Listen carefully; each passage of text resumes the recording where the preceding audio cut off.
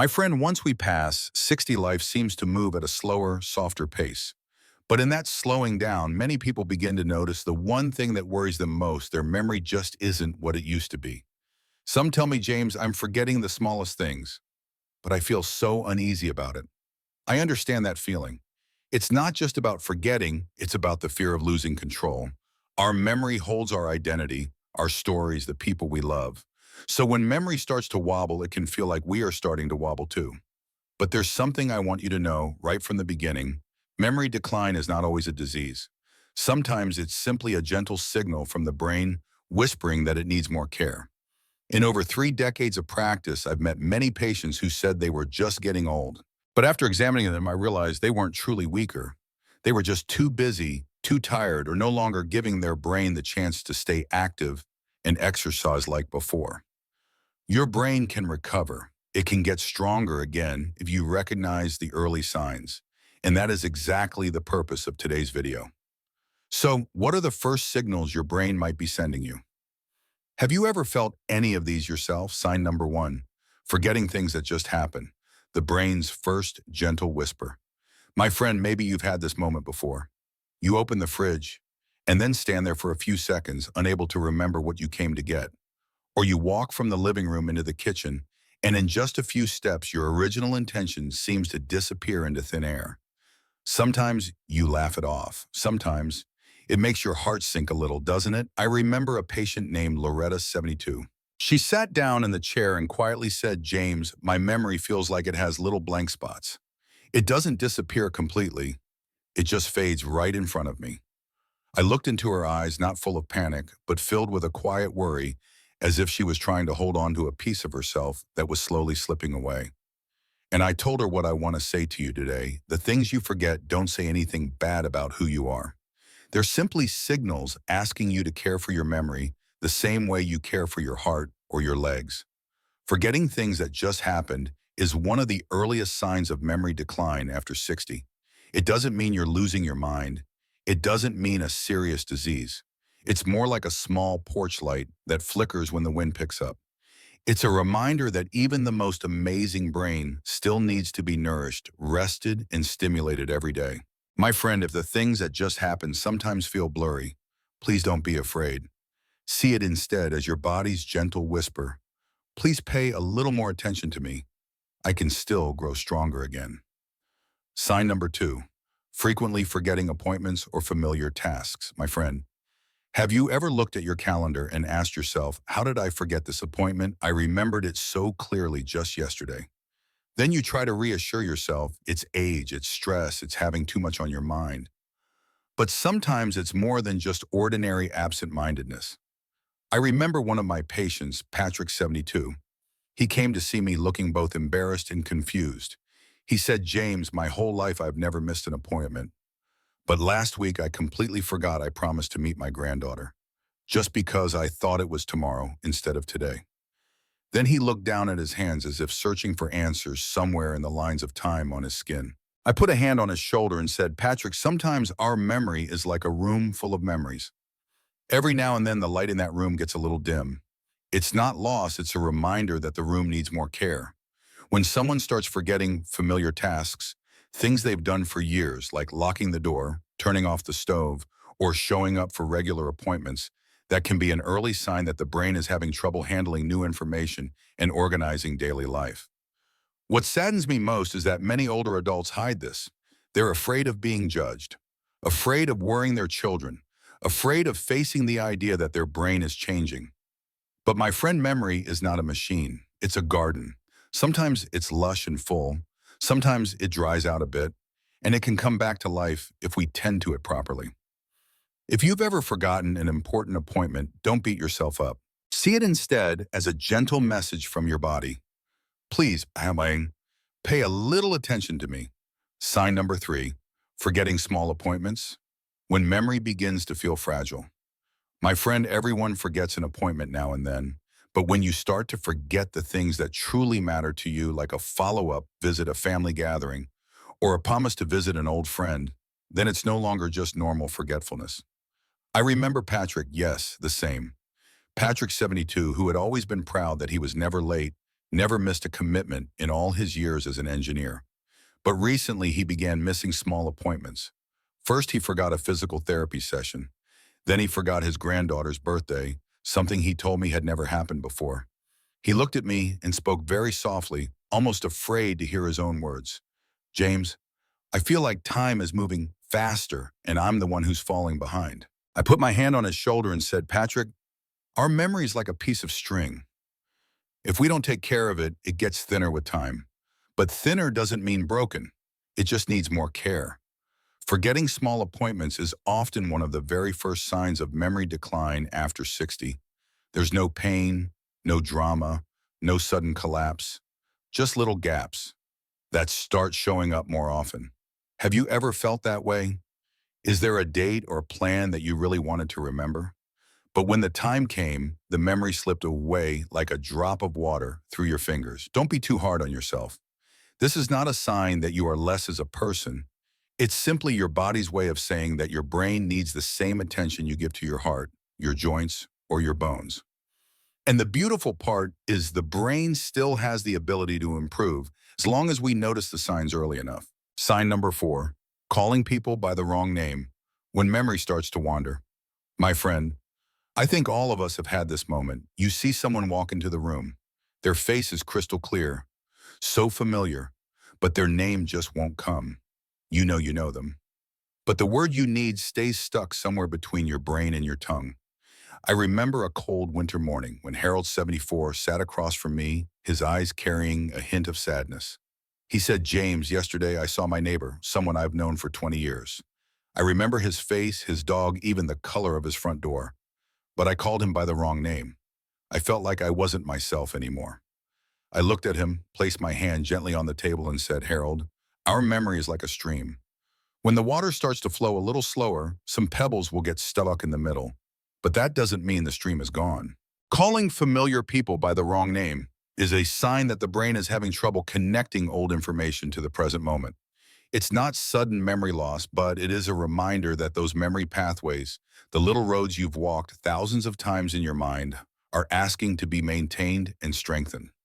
Another patient, Loretta, once told me, James, I feel like my brain knows the answer, but my mouth just can't find the path to it. And I believe you may have felt that way too. The important thing is this. Don't be terrified. See this as your body's gentle signal. Please make time for me. Let me learn, move, think, connect again. Because the brain is just like a muscle. If we stop using it, it gets weaker. My friend, if you've recently found yourself calling someone by the wrong name, don't immediately assume you're losing yourself. It may simply be a reminder that your memory too needs to be loved, exercised, and nourished just like every other part of your body. Sign number 5, trouble staying focused. When your mind drifts off, even though you're trying to concentrate. My friend, have you ever been reading the newspaper, watching TV, or talking with someone, and just a few minutes later you realize you're no longer following along? Not because it's too complicated, but because your mind feels like a small boat being pushed off course by a light breeze. One of my patients, Harold, 72, told me with a quiet sadness in his voice, James, I sit and read a page, and I can't remember what I just read. My eyes see the words, but my mind is somewhere else. I looked at him not to rush into a diagnosis, but to feel the worry in the eyes of someone who had always been proud of his sharp mind. Having trouble staying focused isn't always a disease. It can come from fatigue, stress, or poor sleep. But when it happens often, especially after 60, it can be an important little reminder that the brain is slowing down, that the neural connections that once fired like lightning are now starting to creak a bit with age.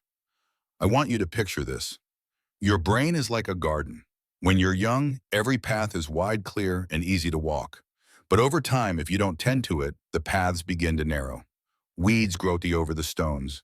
And suddenly it's harder to find the way you used to know so well.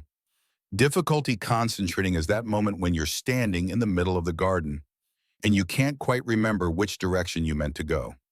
What matters most is this: don't panic, because the truth is that garden can be cleared, cared for, and brought back to life with habits like better sleep, gentle movement, brain-healthy nutrition, and regular mental activity.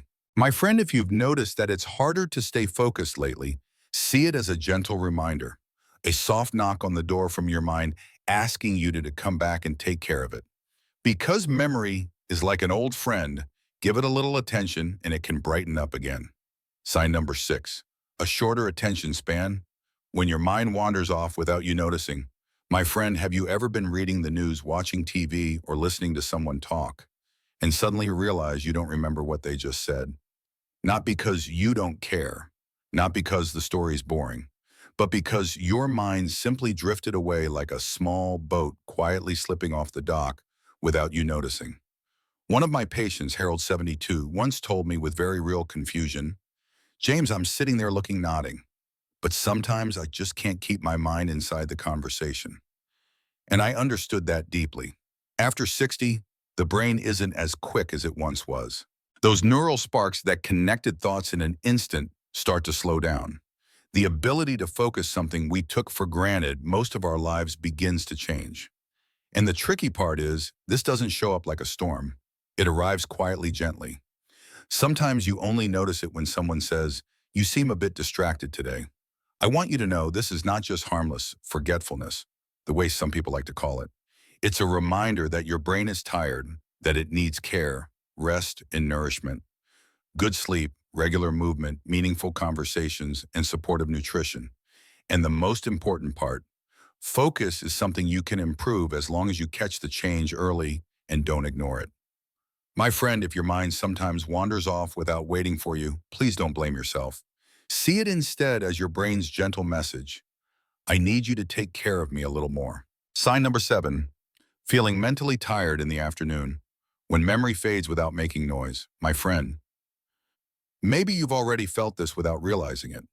In the morning, you're fairly clear and alert. You remember things reasonably well. But around 2 or 3 p.m., your mind starts to slow down. You look at a number, a name, a plan, and it feels like you've walked into a light fog.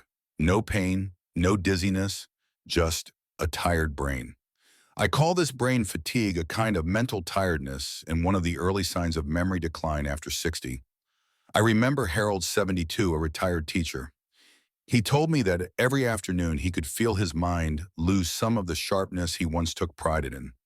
James, don't completely forget, but I have to work a lot harder to remember what I just read. He said it with a hint of sadness, but also hope because he knew something inside him was changing. Our brain, just like our muscles, has a limit. After 60, blood flow to the brain isn't as rich as before. Brain cells take a little longer to send signals. Short-term memory becomes easier to leak when the body runs low on energy. The problem is, many people confuse this afternoon brain fatigue with simple physical tiredness and ignore it until memory loss becomes much more noticeable. I want you to gently ask yourself, lately, is there a certain time of day when my mind feels slower than it used to? If the answer is yes, that's not a sign of failure. It's your brain whispering, please take care of me before I get more tired. And the good news is, once you notice it early, you can improve it with small changes in sleep, nutrition, hydration, and movement. Sign number 8, losing track of time, days and weeks blurred together. My friend, there is a very subtle, easily overlooked sign that's actually very important when we talk about memory decline after 60. It's when you begin to lose your sense of time. Days of the week blend into each other. One month flows into the next, and you feel like you're being carried along by an invisible current, rather than walking through your days with awareness. I remember Patrick 74, a man who spent his life working with wood. At a routine visit, he told me, James, I don't know why, but lately time feels like it's rushing by. Or maybe I just don't feel it passing the way I used to. When I asked more, he couldn't quite remember what day of the week it was, and sometimes he couldn't recall what he had done just 2 days before. What caught my attention wasn't just the forgetting, it was the lost feeling he described. You see, when the parts of the brain that handle memory and orientation begin to weaken, we don't just lose information, we begin to lose our place in the timeline of our own life.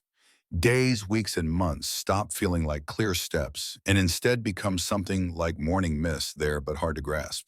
Another patient, Melissa, told me, I feel like I'm living, but I don't always know where I am in time. I just go through the motions, but I'm not fully aware. That honesty is both painful and incredibly important.